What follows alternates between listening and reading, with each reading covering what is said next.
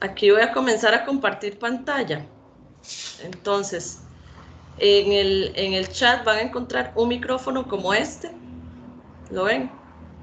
Este microfonito donde dice desactivar sonido, eso es lo que hace que ya no se meta el sonido de las otras personas. La otra recomendación que yo les doy y que les agradezco es ojalá buscar un espacio pues en donde no haya mucha interrupción, ¿verdad? Para cualquier cosa. Bien, voy a iniciar acá.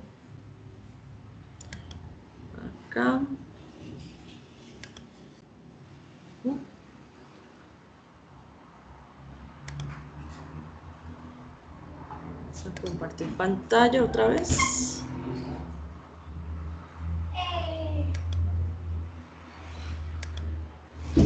Aló, ahora sí, siguen escuchándome. Estaba probando la... Ok. Vamos a ver, porque yo también soy nueva. Aquí estamos compartiendo pantalla, entonces ya voy a ingresar de una vez a la presentación como tal. Hasta el final. Vamos a ponerla al inicio. No, voy a hacer algo. Bien. Hasta luego, mi amor. Que te vaya bien. Ahí está mi hijo, entonces estoy despidiéndome de él. Bueno, vamos a iniciar hoy la charla de orientaciones para el apoyo del proceso educativo a distancia, que está basado precisamente en el mismo documento que nos entrega el MEP a los profesores docentes, a los padres de familia, a los directores administrativos educativos. La idea surge a raíz de que nosotros, bueno, dentro de la asociación tenemos un chat y hemos visto por parte de muchos papás preocupaciones con respecto a qué es lo que hay que hacer en este proceso, ¿verdad? E incluso dentro de la misma experiencia con, con los estudiantes, ¿verdad? Hemos podido ver que hay todavía una serie de cuestiones que no quedan muy claras y entonces por eso es que decidimos brindar el espacio para poder como dar una visión un poquito más amplia sobre este proceso, ¿verdad?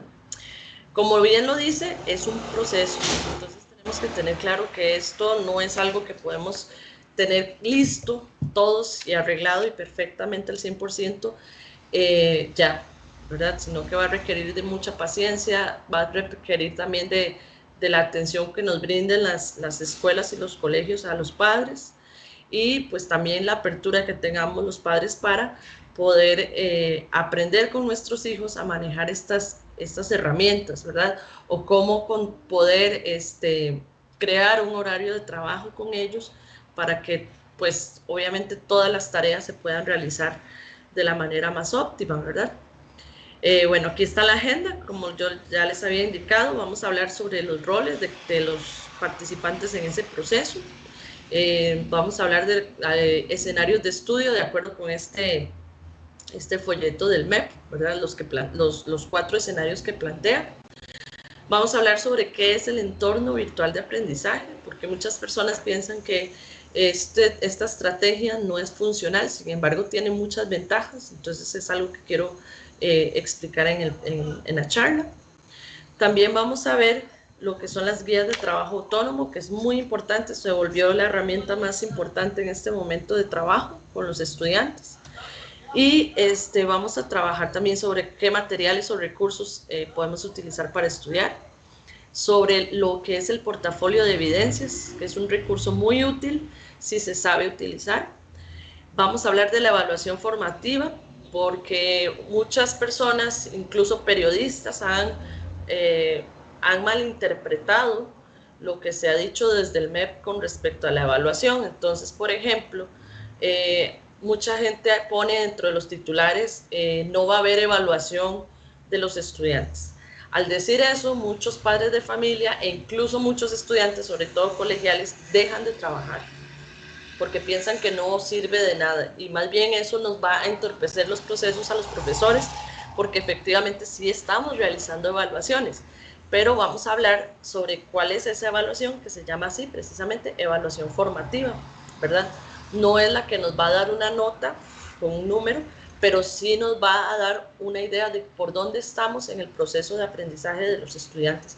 Y esto es muy importante que lo manejemos ahora. Entonces vamos a hablar sobre eso. Vamos a hablar sobre las condiciones idóneas del lugar de trabajo, sobre Teams, que es una plataforma muy interesante, que es la que está tratando de introducir el MEP, y lo que son las reuniones virtuales. Estoy en una reunión. A la mamita que está en la reunión le agradezco que le apriete el botoncito del micrófono para poner el silenciador. Gracias. Y por último, el espacio para comentarios y preguntas de las personas que participan, ¿de acuerdo? Bueno, vamos a iniciar entonces acá. Algo ocurre acá. Listo. Otra vez. Vamos a salir acá.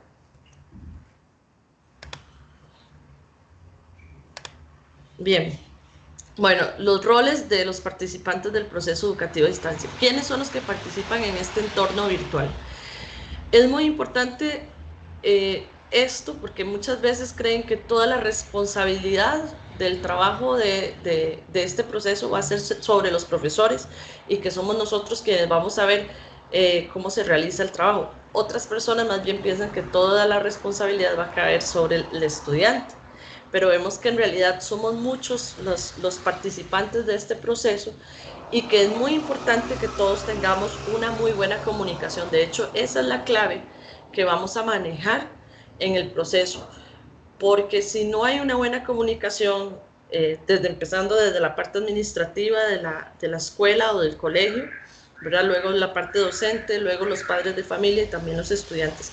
Si no se entabla una buena comunicación entre estas personas, efectivamente nos va a generar una serie de problemas, entre esos en los niveles de estrés que se manejan muchas veces en casa, ¿verdad? Porque hay demasiado sobretrabajo por parte del docente que envía mucho trabajo, o puede que haya también una ausencia de trabajo porque todavía ese docente no ha podido contactar a la familia. Entonces, dependiendo de cuál es nuestra percepción de ese rol, es que vamos a poder llevar todavía mejor este proceso. Entonces, bueno, el estudiante, por ejemplo, ¿verdad? Va a tener un rol muy importante, ¿verdad? Recordemos que el enfoque de la educación, pues obviamente se va a dar en función de esta persona, del estudiante. Entonces necesitamos un compromiso, ¿verdad? De parte de él en su desarrollo, tanto personal como emocional, ¿verdad? Y cómo al asumir esas tareas en casa y que las complemente rigurosamente, ¿verdad? ¿Con cuál finalidad? La que aprendan. O sea, muchas veces los estudiantes tienen como finalidad una nota o tratar de pasar el año, quienes tienen esta ley del mínimo esfuerzo, ¿verdad?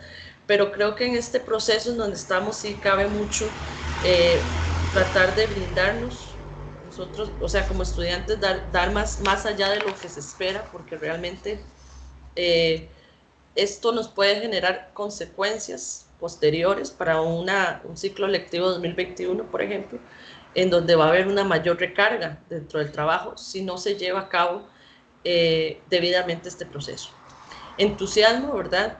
Al conocer nuevas herramientas tecnológicas para poder ayudar a apoyar a otros, incluso a sus docentes, dice, en el manejo e interacción de sus posibilidades.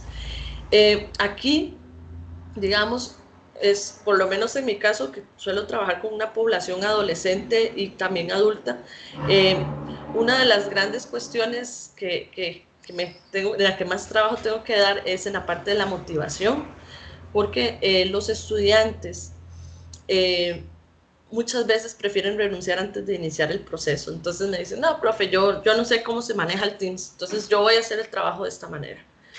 Y me mandan el mensaje desde un P30, ¿verdad? Un celular de alta tecnología. Entonces a mí me duele porque más bien es un recurso que tiene allí y que se está desperdiciando. Entonces también, digamos, es tratar como de emocionarse, decir, bueno, esto es nuevo, pero alguna vez, por ejemplo, el WhatsApp fue nuevo, el uso del Skype fue nuevo, y sin embargo son herramientas que se utilizan casi que a diario. Bueno, el WhatsApp, por ejemplo, es una herramienta de uso diario en muchas familias, Entonces, obviamente, uno esperaría también un poquito de ese entusiasmo, y yo creo que ahí también el rol de los padres es importante en cuanto a tratar de darle, de ayudar a ese estudiante a abrirse a la oportunidad de conocer nuevas herramientas, y es muy importante. Y de verdad, bueno, como vamos a ver, Teams es una herramienta muy completa, tiene todo para poder trabajar con los estudiantes, pero obviamente no vamos a empezar a trabajar todo con los estudiantes porque esto va a ser un proceso, pero es muy probable que hacia allá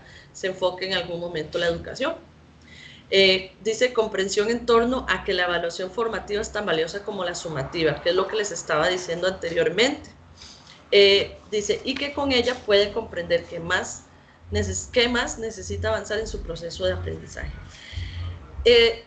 Esto es muy importante porque vuelvo a lo mismo cuando periodistas, personas que no sé bajo qué razones, ¿verdad?, dicen y comentan que el MEP no va a dar evaluación este año. Sí estamos evaluando, solo que la evaluación no es sumativa, volvemos a lo mismo, no es una nota, pero nosotros los docentes sí tenemos la obligación de evaluar el desempeño de los estudiantes con rúbricas, ¿verdad? Que obviamente sean rúbricas con respecto a evaluación formativa, y que además posiblemente estemos entregando informes de desempeño. O sea, nosotros sí tenemos la obligación de ver cómo están los estudiantes trabajando. Entonces, que el estudiante piense que eso no es importante, más bien es un error muy grande, y también a veces los papás incurrimos en ese error. Entonces hay que tener mucho cuidado porque esta evaluación, de hecho, en lo personal, para mí es más significativa que la nota, porque la nota es un número, ¿verdad? Mientras que esta me permite a mí evaluar un proceso, y al final de cuentas, ¿qué es lo que va a dejar marca en el estudiante? No los resultados, porque los estudiantes estudian el día antes para un examen, hacen el examen, yo les pregunto lo mismo al día siguiente del examen y posiblemente ya no recuerden. Eso es un proceso de evaluación sumativa, ¿verdad?, donde el estudiante se preocupa más por un número, mientras que en un proceso de formación, perdón, de evaluación formativa, vamos a ver a un estudiante que tiene algunas carencias al inicio y que más bien posiblemente haya desarrollado las habilidades para poder superar esas carencias con las que inician un ciclo. Entonces, realmente es una evaluación muy valiosa, y que es importante tener claro que lo es, que no podemos dejar de lado los trabajos, y que como estudiantes, muchas veces los estudiantes llegan e ignoran eh, lo que un docente les dice porque leyeron en el periódico que no se está dando notas. Bueno, no se están dando notas, pero sí se está evaluando el proceso. Entonces, ojalá tengamos muy claro eso. Otro asunto allí, agradezco a la persona que acaba de ingresar o que tiene el micrófono encendido, por favor que lo apague, gracias. Otro asunto sería lo que es el respeto y gratitud ante quienes han construido las actividades y recursos con los que se trabaja, pues la red de aprendizaje se conforma por personas con vocación y que desean construir un mejor país. Bueno, yo sé que existen a veces muchos prejuicios alrededor del docente. Yo sé que como colegas, yo tengo de todo tipo de colegas, somos muy variados, hay una variedad exquisita, hay de todo, ¿verdad? Como en cualquier sociedad tenemos muy buenos profesionales, otros no tan buenos. Sin embargo, yo sí recalco que es muy importante este respeto al trabajo que uno como docente hace, porque créanme que en la casa más bien trabajamos muchísimo más porque tenemos el chancecito de la investigación, y el poder investigar y poder encontrar nuevas herramientas para llevarle a los estudiantes es un esfuerzo que muchas veces nos desvela, literalmente. Entonces, yo se lo digo a mi hijo, por ejemplo, que él ahorita recibe clases virtuales, ¿verdad? Y a distancia, a veces tiene que hacer reuniones virtuales, otras veces nada más una parte para poder hacer trabajo en clase, qué sé yo, trabajar con el libro o trabajar con alguna dinámica que se le envía.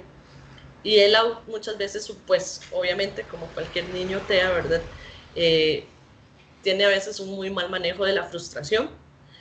Entonces, muchas veces en ese proceso yo trato de recalcarle que él tiene que entender lo que hay detrás de esa profesora o de ese profesor que se puso en la cámara, le hago, no es solamente que se puso en la cámara, usted ve a su mamá haciendo todo ese trabajo, bueno, su profesor o su profesora también está detrás de esa cámara haciendo todo ese trabajo. Entonces también tiene que ser usted muy respetuoso porque esa persona está esperando que usted también le conozca lo que ella quiere enseñarle o él quiere enseñarle. Y ha funcionado. Al principio fue un poco difícil, pero verás que en las últimas semanas yo sin decirle nada lo escucho donde llega y cuando termina la clase le dice muchas gracias. Y ellos me mandan aparte un mensaje en lo que le agradecen lo bien que se sienten de escucharlo a él por motivación propia, llegar y decirles muchas gracias. Y de verdad, créanme que al final de cuentas en la educación la mejor paga es la gratitud de los estudiantes y ese respeto. Hay muchísimas más cuestiones que aparecen dentro de ese perfil del estudiante, ¿verdad? Pero yo estoy tratando como de no ahondar mucho, porque si no, no acabamos la clase. Pero yo no sé si están interesadas ahora, me anotan en un correo electrónico para enviarles ya la información. El documento es de 52 páginas, si no me equivoco, pero yo lo pude resumir a 10 páginas, puedo todavía resumirlo más. Entonces, si están interesados, ahí me anotan el correo electrónico y yo se los mando más completo, ese rol del estudiante, ¿verdad? Bueno, también cabe dentro de ese rol del estudiante que ojalá logre crear una estructura. Y ojo que esto no es solamente para un estudiante, una persona TEA, también estoy hablando de cualquier estudiante en general. El crear estructuras es importantísimo. No sé si ahí ven atrás, pero yo ahí tengo una pizarra en donde mi hijo y yo manejamos lo que vamos a hacer en el día. Entonces, primero, ahora esta semana, como ha sido muy difícil con él, lo que hicimos fue poner, ¿cómo se llama? Frases motivacionales y lo que íbamos a hacer cada día. Y a él se encarga de que una vez terminada la faena, él pone las X de que ya pasó el día, ¿verdad? Entonces, creo que es súper importante que los estudiantes no solamente estén tratando de revisar su correo electrónico, abrir ese correo electrónico del MEP, que también se les solicita, sino también tratar de crear estructura en cuanto a cómo va a dividir sus tareas diarias. Decir, bueno, voy a empezar a las 8 de la mañana y termino a las 2 de la tarde. Entonces, voy a tratar de que haga 1 hora, luego un receso de 5 minutos, o 2 horas y un receso de unos 20 minutos para una merienda. O sea, es muy importante que como estudiantes se cree. Si son estudiantes más pequeños, niños más pequeños, ojalá hacerles infogramas de cómo, de qué cuál va a ser su rutina de clase, ¿verdad? Porque esto de alguna manera baja los niveles de ansiedad. Es increíble. Bueno, mi hijo es uno que él, si no ve una estructura, se pierde, se siente estresado y no lo logra. Entonces es muy importante creo que en general se maneja mucho mejor cuando hacemos un cronograma de trabajo. Entonces es una recomendación que les dejo allí. Bueno, como familia también tienen otra serie de roles que igual yo les digo, ahí se los voy a mandar más completito, pero estas son como las generalidades que solicita el MEP. Comunicación constante con hijos e hijas donde se intercambien ideas que se valoran y respetan. Una de las preocupaciones personales, y yo creo que la